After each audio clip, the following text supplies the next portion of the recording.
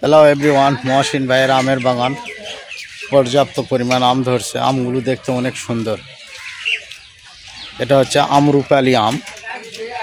এক গাছে 5 জাতের আম ধরে। এটা হচ্ছে আমরুপালি, আর একটা আছে ব্যারি 4, আর একটা আছে খিরসাপাত, আর একটা আছে নাক ফজলি, আর একটা আছে শুধু ফজলি।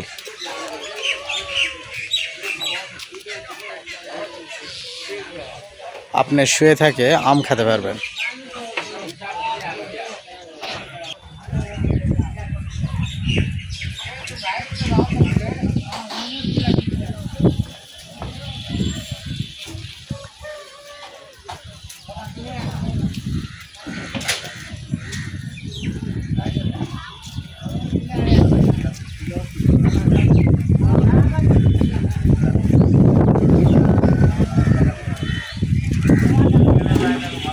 পর্যাপ্ত পরিমাণ আম ধরছে ছোট্ট একটা গাছে।